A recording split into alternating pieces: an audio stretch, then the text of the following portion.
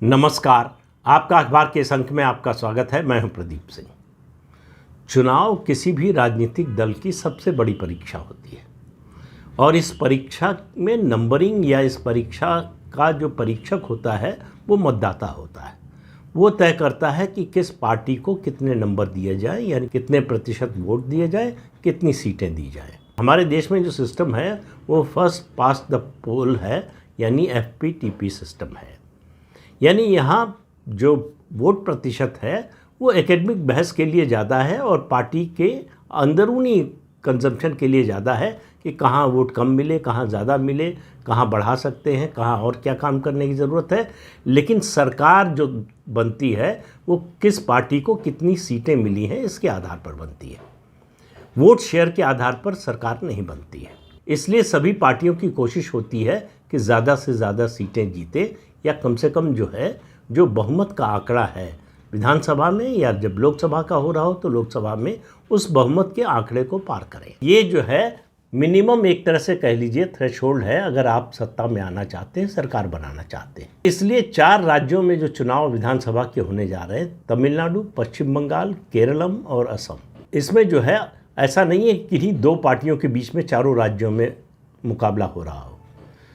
पश्चिम बंगाल में TMC यानी तृणमूल कांग्रेस, जिसके अध्यक्ष ममता बनर्जी हैं और मुख्यमंत्री भी हैं, उनका मुकाबला है भारतीय जनता पार्टी से जो नंबर 2 की पार्टी है।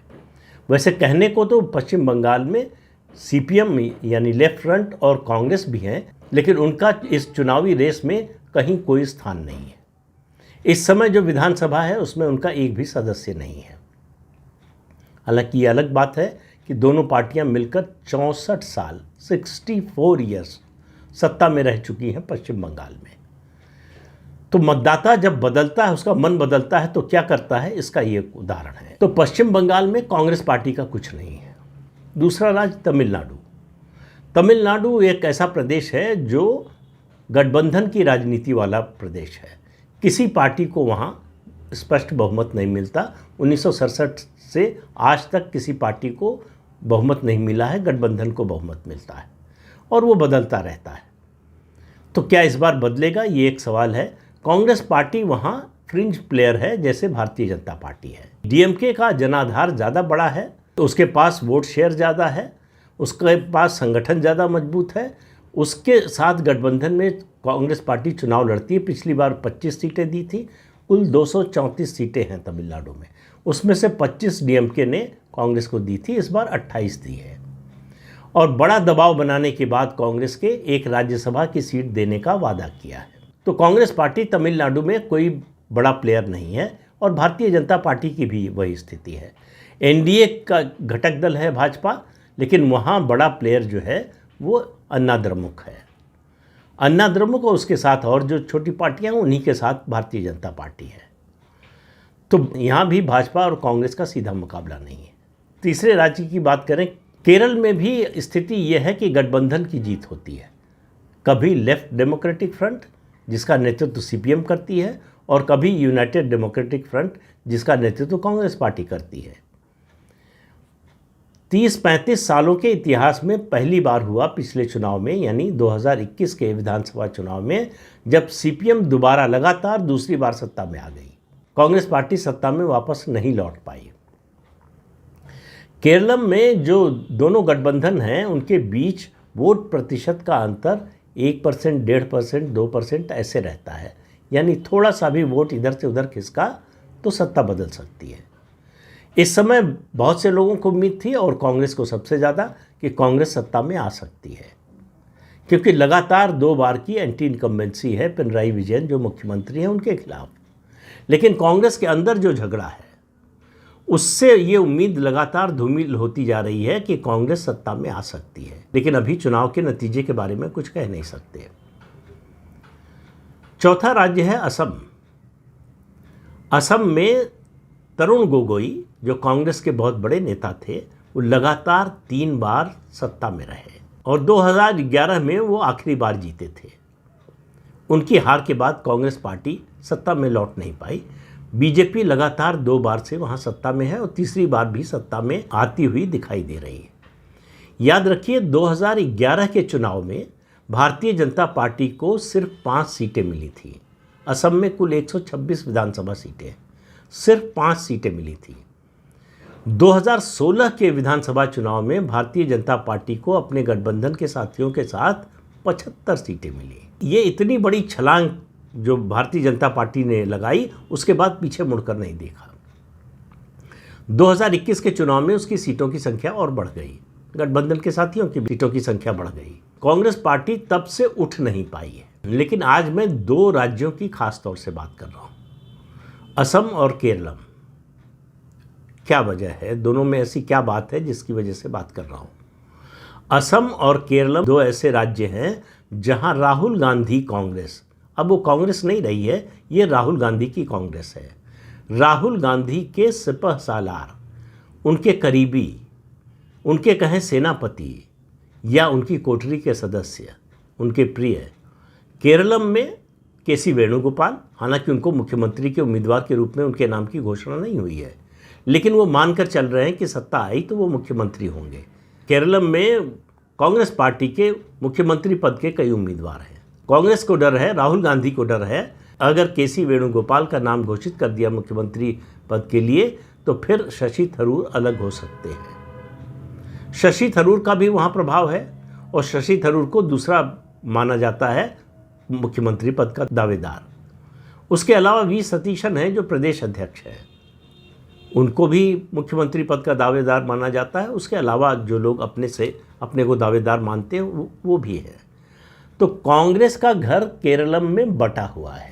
राज्य में कोई ऐसा नेता नहीं है जिसका प्रभाव पूरे प्रदेश में हो, जिसका प्रभाव पूरे राज्य के संगठन पर हो, आम लोगों पर तो छोड़ दीजिए। इसलिए इस बात की संभावना ज़्यादा है कि सीपीएम तीसरी बार आ सकती है, क्योंकि भारतीय जनता पार्टी वहाँ है तीसरी पार्टी के रूप में, लेकिन वो अभी हाशिए की पार्टी है। वो कोई निर्णायक भूमिका नहीं निभा सकती। सत्ता में आने की बात तो बहुत ही दूर है, लेकिन Bharatiya Janata party vote share बढ़ाएगी और उसको सीट भी मिल सकती है। अभी इस समय केरलम में भारतीय जनता पार्टी का कोई विधायक नहीं है, एक सांसद है सिर्फ। एक बार एक जो है विधायक भी जीत चुका है। इसके अलावा केरलम में न तो कोई विधायक जीता न कोई सांसद जीता बीजेपी का। अभी अभी केरलम की जो राजधानी है तिरुवनंतपुरम, उसमें म्यूनिसिपल कॉरपोरेशन के लोकल बॉडीज़ के जो चुनाव हुए उसमें भारतीय जनता पार्टी की जीत हुई। स्थानीय निकाय के चुनाव में उसने अच्छी परफॉर्मेंस दी। उसके अलावा यूडीएफ और एलडीएफ के बीच में अंतर बहुत कम रहा स्थानीय निकाय के चुनावों में। तो इसलिए ऐसा नहीं दिखाई दे रहा है कि एंटी इनकम्बेंसी के कारण एलडीएफ बहुत पीछे हो गया है और कांग्रेस बहुत आगे हो गई है, या केरलम के लोग कांग्रेस को फिर से सत्ता में लाने के लिए बेचैन है, या तैयारी कर चुके हैं या फैसला कर चुके हैं। तो केसी वेणुगोपाल और असम आ जाइए। असम में गौरव गोगोई तरुण गोगोई के बेटे हैं। उनकी सारी ख्याति, सारी उपलब्धि ये है कि वो असम के पूर्व मुख्यमंत्री तरुण गोगोई के बेटे हैं। दूसरी ख्याति उन्होंने अर्जित की है कि उनकी पत्नी पाकिस्तानी है। इसको लेकर काफ़ी विवाद हुआ है और उनको कई बार सफाई देनी पड़ी है, लेकिन उस विवाद को अभी छोड़ दें। इन 2 राज्यों की बात मैं खास तौर से इसलिए कर रहा हूँ, केरलम का मैंने बता दिया। असम में सीधी लड़ाई है भाजपा और कांग्रेस के बीच में। भाजपा की ओर से मुख्यमंत्री हिमंत बिश्व शर्मा हैं और कांग्रेस की ओर से गौरव गोगोई हैं। अब इन दोनों राज्यों का महत्व इसलिए है कि राहुल गांधी 2004 से चुनावी राजनीति में है। पश्चिम बंगाल में पिछले 22 साल में वो पार्टी को खड़ा तक नहीं कर पाए, जहां थी 22 साल पहले उससे और नीचे चली गई है। तमिलनाडु में चूंकि गठबंधन है तो इसलिए गठबंधन के नाते कुछ सीटें मिल जाती। केरल में लगातार 2 बार कांग्रेस पार्टी हार गई। असम में भी 2 बार लगातार हार चुकी है भाजपा से। तो पहली बार ऐसा हो रहा है कि राहुल गांधी के घोषित रूप से 2 सिपह सालार चुनाव का नेतृत्व कर रहे हैं। केरल में केसी वेणुगोपाल के नाम की औपचारिक घोषणा नहीं हुई है, लेकिन सब लोग जानते हैं कि अगर कांग्रेस को बहुमत मिला तो केसी वेणुगोपाल का मुख्यमंत्री बनना लगभग तय है।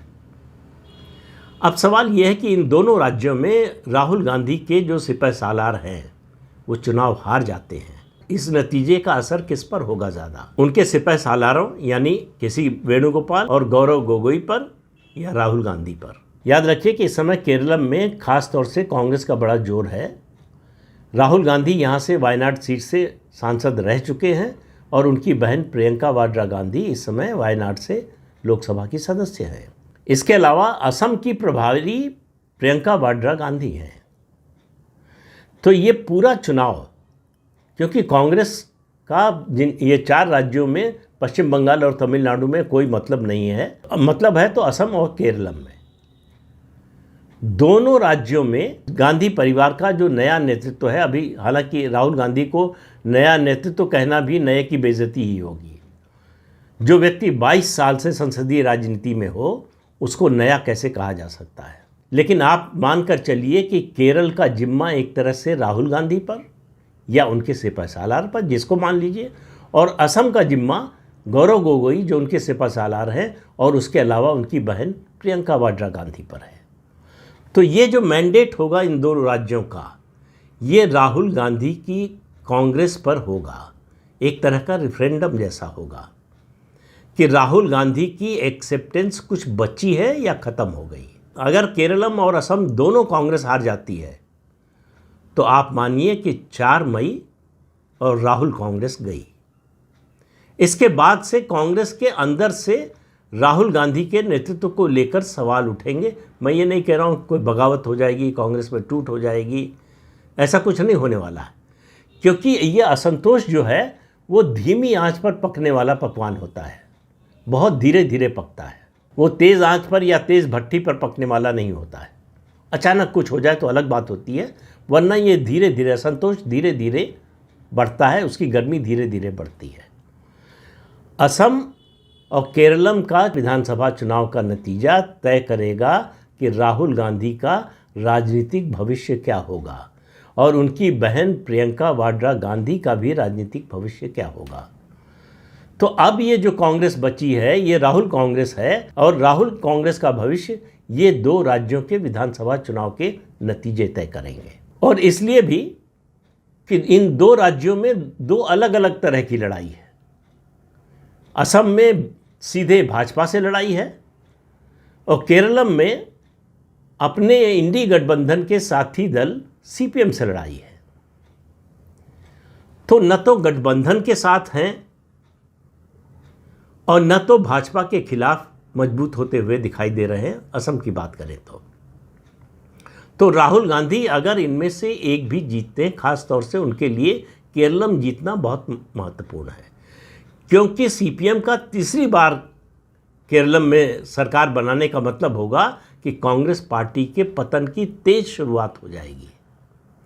फिर वो जगह लेने के लिए भारतीय जनता पार्टी ताक लगाए बैठी है और अगले 5 साल उसको तैयारी के लिए मिलेंगे। और कांग्रेस सत्ता से बाहर हुई तो आप समझिए कि कांग्रेस केरलम की राजनीति की मुख्य धारा से बाहर हो जाएगी।